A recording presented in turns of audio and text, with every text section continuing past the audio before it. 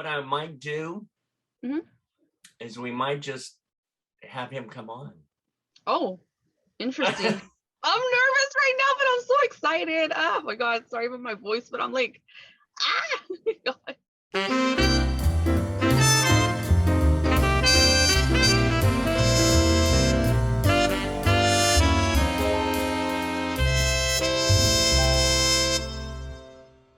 I'm David Zimmerman, and YASMIN AYALA.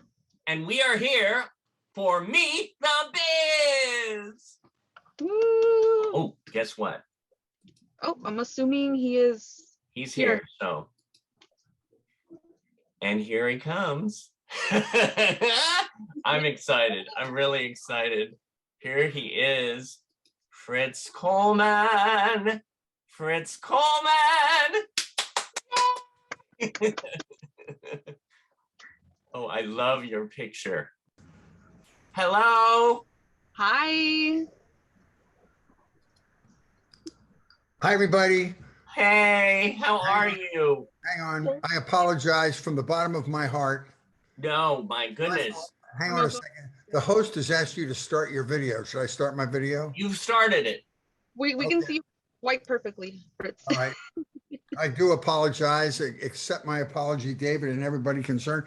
I had a cataract removed yesterday, so I was laying on my bed with a hot compress and I fell asleep. Oh my gosh. That's what I want to do. I had not only the cataract removed, but I had a lens put in to correct the astigmatism. And although it takes a couple of days to get the full effect of that, my vision is already 1,000% better. So anyway, enough about me. No. Guys, my apologies. Not at all. Not at all. We're so glad you're okay and wonderful and healthy. And I'm great. I appreciate being invited. Well, I'm excited to talk to you. And do you know how much you are loved? Tell me how much I'm loved. Oh my God. First of all, this is my dear friend, YASMIN.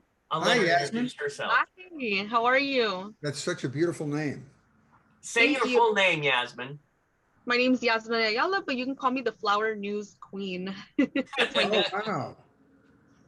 I love it. That's quite beautiful. Thank you. You have a good spirit. That's very lovely. Thank you very much. I wanted to bring YASMIN on because she is, I was telling, first of all, you know, why you are so loved is people watched you for years. Every night they turn on their TV. You're like part of the family. The weatherman, you're legendary. I mean, again, Fritz, you could just say your first name. And then even more than that, being a comedian, when I watch you, I laugh out loud. You are one of the best comedians and funniest, and sometimes you don't always laugh out loud. What is it about comedy that lured you into it? Well, that's a great question. I think really it was I'm an only child, so that explains so much. It was, you know, trying to be amusing was a way I could attract attention to myself when I was younger.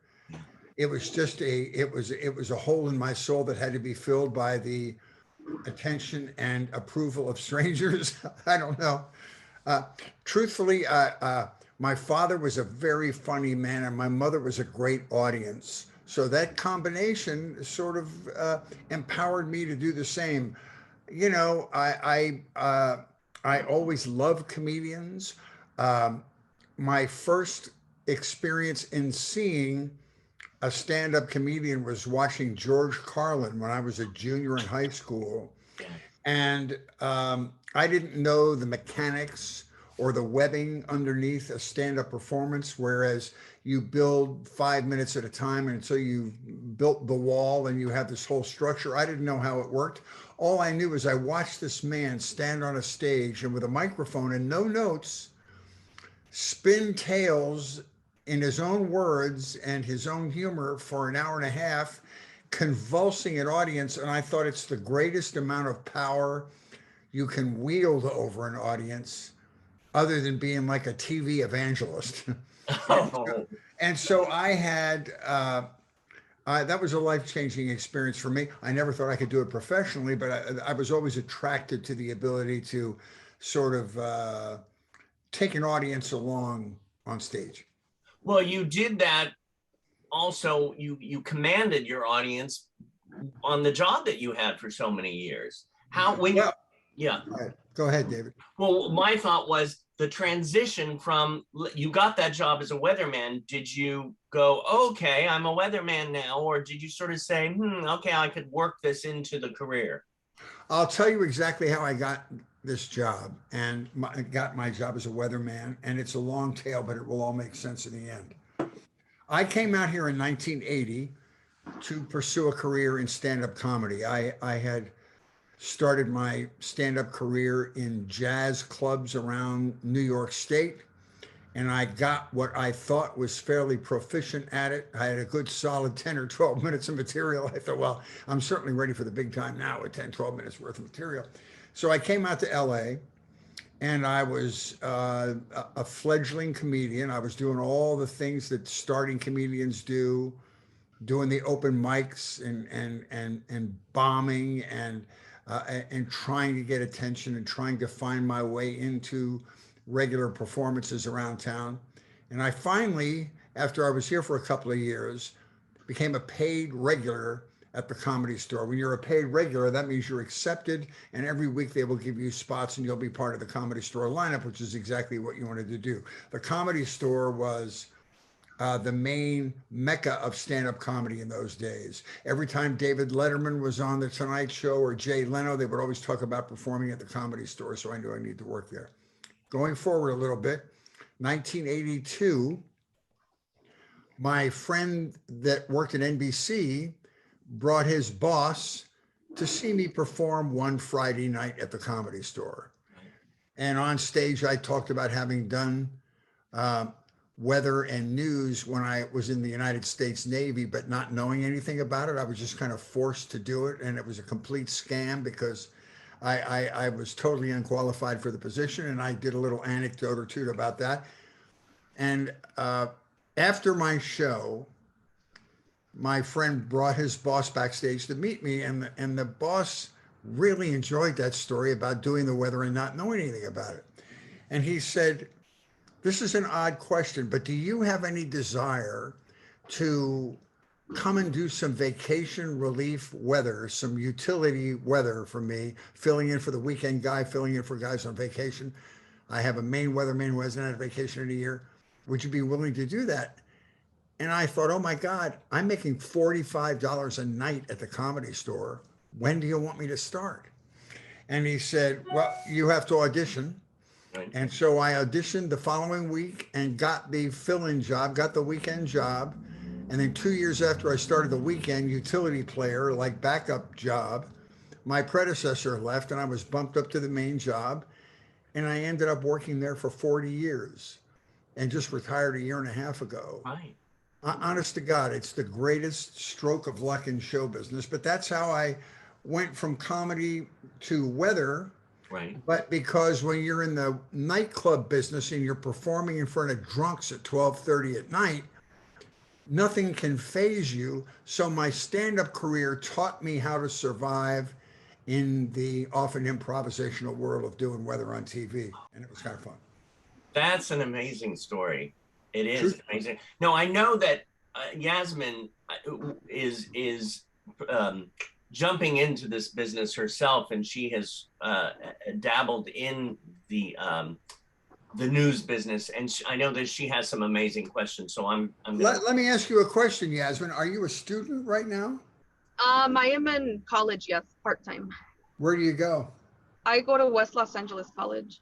Great. And what would you like to do ultimately? I would love to pursue communications. I've always wanted to become a newscaster. Oh, wow. And what part of the news attracts your interest the most? Would you like to be an anchor person, a weather person, a street reporter? I would love to either become a news anchor or a on-street reporter. I know this is very, very awkward, but I do have my connections with KEBC in Los Angeles. I have met some of their newscasters. If you've heard of Danny Romero, he's actually someone that I've looked up Danny to. Ramiro is a friend of mine. Danny was the weatherman at Channel 4 before he was the I weatherman at know. Channel Oh 7. my gosh. Oh, he's a sweetheart. Have you met him? Yes, I have. Can I show you an autograph that I have right here on my desk? Okay, please do. Oh my God, I'm shaking right now. I actually met Danny 3 times, so Uh, you will not meet a nicer man in our business than Danny Romero. I'm like shaking right now because I've actually met him in 2017, and ironically, he became the first weather presenter that I've met, and he actually knew me already because I actually have my social media platforms for like a couple years. Yeah. Danny remembered me like a couple years later. He's like, "Yasmin, like it's so good to see you," and I'm like, "Oh my God," I got scared because like he remembered me even though I had never met anybody at Eyewitness News pretty much. Because I've been watching KBC since 2006, and Yeah. I'm 20 years old right now. I'll be 24 next Well, month. So you picked a good hero because he is a nice man and he would mentor you well. If you told him what your desires were, I'm sure he would help you. I think I have told him a little bit, yes, but he's very, very kind to me, and I don't like to brag, but he actually is the same zodiac sign as me. We're both Scorpios pretty much. Our birthdays are like 3 days apart, apparently. Well, if you're both Scorpios, then by law he has to find you employment. I love I get crazy when I talk about Danny, so please do not mind that, Fritz. But Are you kidding me? He is the loveliest man. You picked a good hero. He's really, really wonderful. yeah, I've actually He's been, I'm not going to be specific. You might not know, but he's had a lot of hardship in his life, a lot of physical things. Please don't tell him I'm telling you this, but he has conquered a lot, and he's a very inspirational person. I am aware of his history of surviving cancer, so I've Yes, done my several research on. times, several times. Oh, sorry, so like I'm gonna let's start crying a little Oh bit. no! Listen, when I finish with you today, I will reach out to him on Facebook. I even probably still have his cell phone number and tell him I spoke to you and you're lovely and you should do what you can to help her. Since you're still employed, you're in a better position to find her a job than I am. Sorry, it's just like I get emotional when I talk about Danny because I was, oh my God, I'm sorry. It's just like I was bullied for a long time just because I looked up to him. And it's just like it means the world to me that I met him back in 2017 at AIDS Walk Los Angeles and AIDS Walk 2018. And I actually went to the East Los Angeles Mexican Independence Day Parade in 2019. And it's just like Danny's such an inspiration to me. And I'm sorry, it's just like I get Oh, emotional when I talk about. do you know how moving it is to see you react to somebody like that? I mean, in our business, if you could have one person be moved by what you do as much as you've been moved by Danny, you're a success. It fills my heart. It's awesome. Please don't apologize. It's just like I'm very like I get moved anytime that I talk about my hardships because I've been bullied for a very long time. I've had people tell me to my face and whatnot, or even behind my back, that I'm never gonna be meeting him or any newscaster at KEBC, and I've been successful. I actually have been to the events myself, and I toured the station about 3 years ago in 2018. So it's just that it fulfills me being 23 years old that I'm doing something that I love. And Why would you feel guilty about that? That's the key to life. If you find something that drives you and gives you passion, that's the answer to everything. it. As yeah, some wise person, David might know, who said this: when you do something you love, you never work every day. You're just having fun. yeah, Mm. my best life, pretty much. It's just that I will never apologize for being emotional now that I'm No, no, no, don't. That's a lovely quality. in And it this. will make you, and if you get into broadcasting, the more you are in touch with your human side, the better you will be in writing stories and reporting stories and empathizing with other people. You're going to interview people on the street that have experienced a tragedy, many times the worst tragedy of their life. Their home burns down, or there's been some sort of a catastrophe, and you're the first person they talk to. Your ability to be emotional and have such great feeling will make you a better reporter. I promise you. Right. I am very like I don't know how to say this, but I'm very like in touch with, with people that have been through a lot, even though I've been through a lot. Mhm. I might not seem like a lot, but it's just, I'm very open about my mental health. I've been very open about my bullying story. I've been very open about anything and everything that I can think of. So I know that when I do get into journalism, it is going to be, like a very tough job, but at the same time, I do care for people no matter what when it comes to their emotions. And Well, you are, people that have experienced a little trouble on their own are always more empathetic. yeah, And are you, how old are you? I am 23. And do you have brothers and sisters? Yes, I do. I come from a Hispanic family, so Oh, I yeah. do. So you have 11, 12 brothers and sisters? What? Actually, I have one brother and I have four older sisters, Okay. and well, actually, Well, three older sisters. I have one little one and myself. well, So let me ask you this. Are your parents aware of what you've been through with bullying?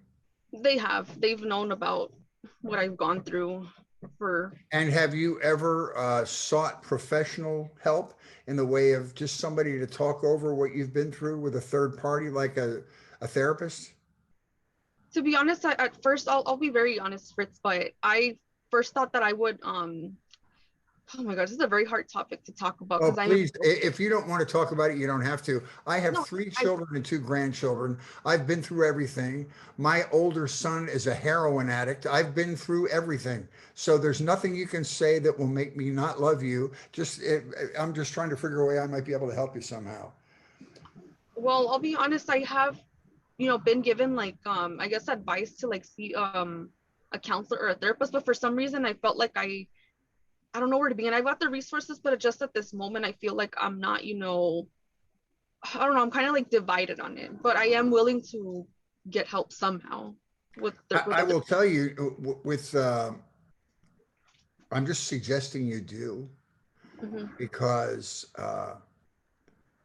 you will be amazed at how liberating it is to share your experiences with somebody who you know is not going to be judgmental, somebody who is trained to listen to you and maybe offer you some sound advice. Because now, with all these online therapists, there's several apps you can get now, and some of them don't even cost. So I would just give yourself the treat of experiencing that once. And I think you'll find it transformational. And I think it'll be so helpful to you. I tell you, I've had therapy since age one. There Actually, you go. mom sent me to the therapist because she says I wouldn't eat. So, but and then I went on throughout my life. I thank God for therapy because Yeah. I Yeah. had a friend who committed suicide, and it Oh, just slayed me. yeah. And but I tell you, therapy helps. It's more than And helps. you're the perfect example of why it's important, David.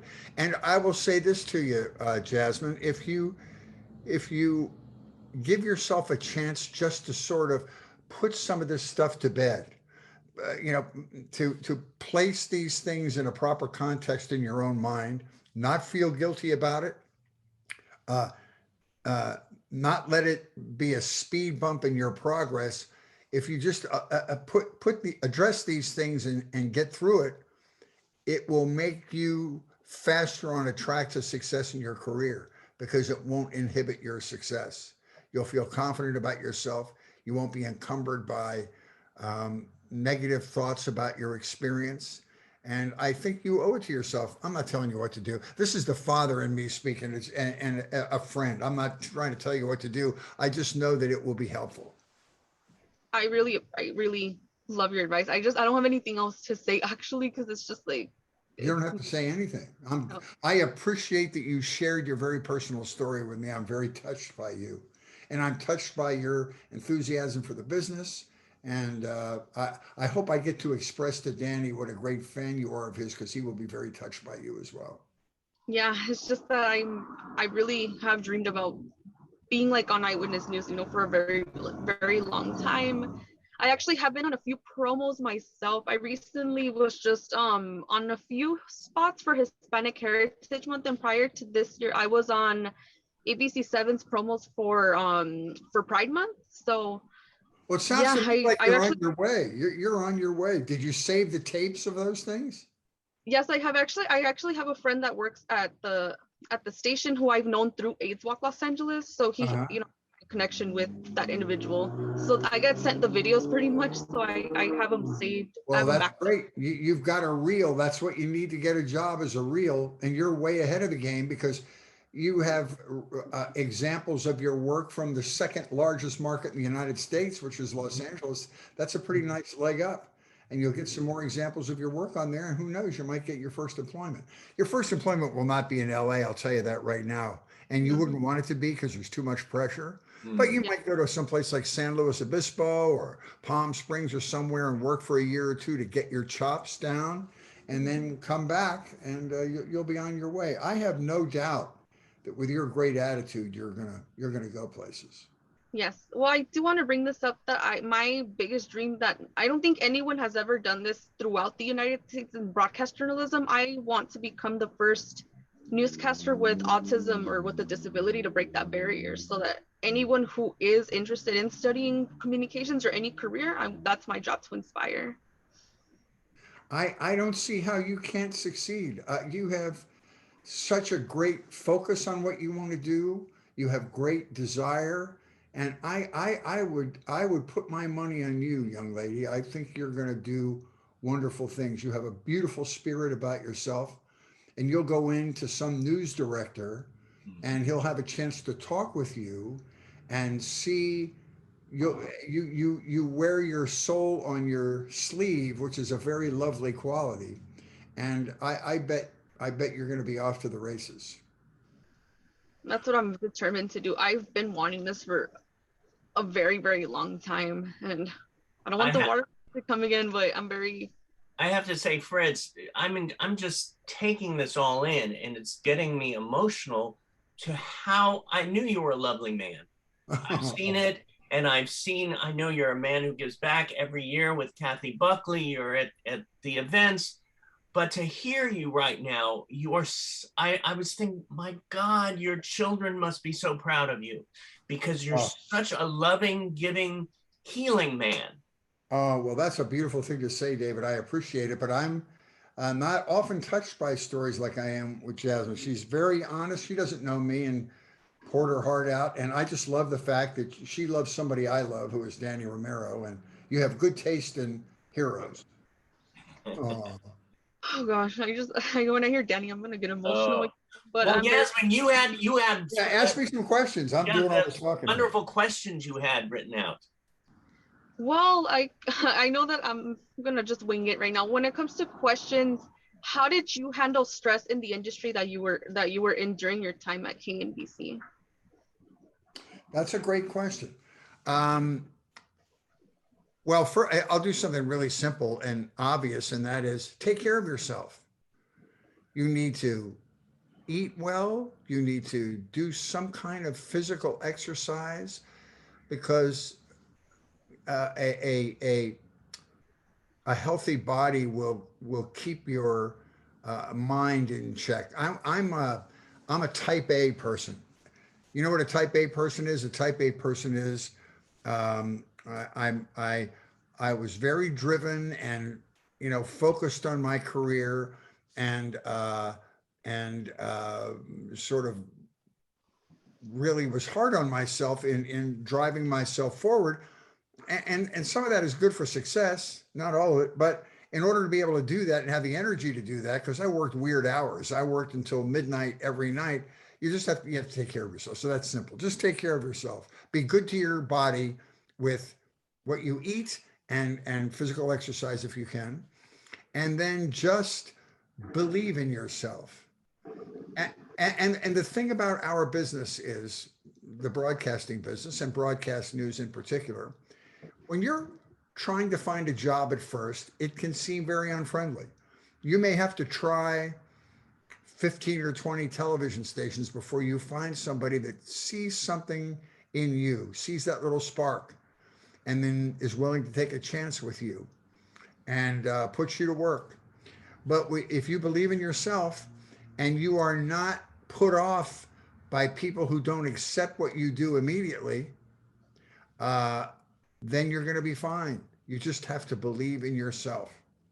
I believe in you. I can tell you right now, I have no doubt that if some clear thinking news director at a smaller media market station wanted to give somebody a job and sort of teach them the ropes, they would be investing their time wisely if they would give you a job. You just have to believe in yourself.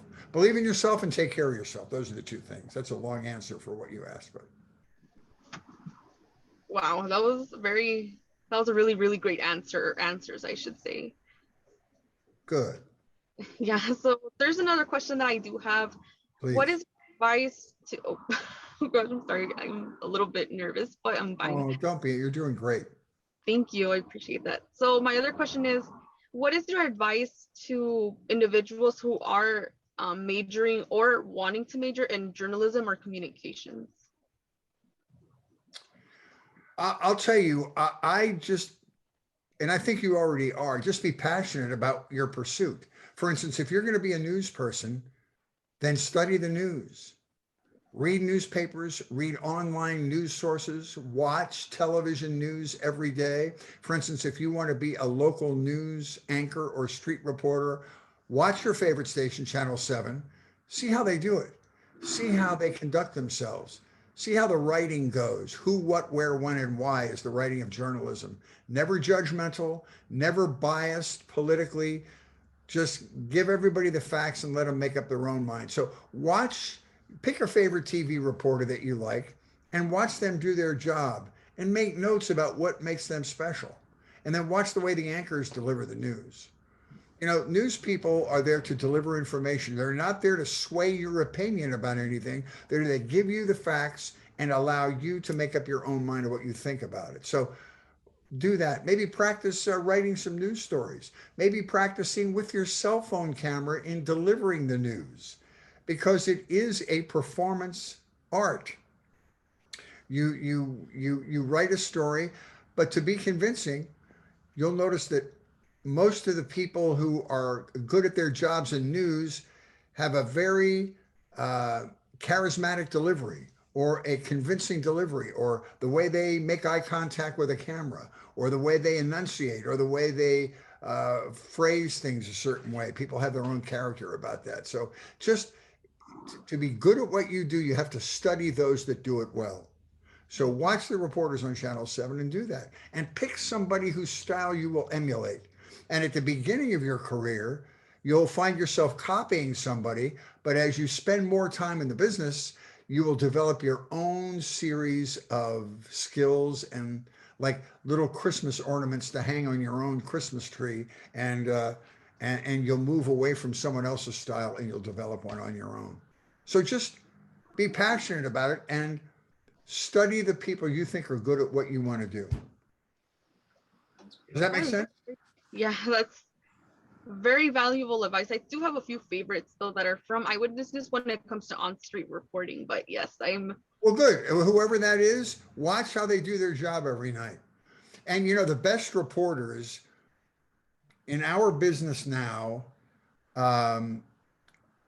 everybody is what's called a general assignment reporter. When I got into the business 40 years ago, people had specialties. For instance, you had a political reporter, you had the city hall reporter, you had the education reporter, and they would specialize and go deep on one particular aspect of news. But now news is so fast and so mixed that everybody is a general assignment reporter. What that means is every day you're going to do a different type of story. Today you may cover a freeway chase.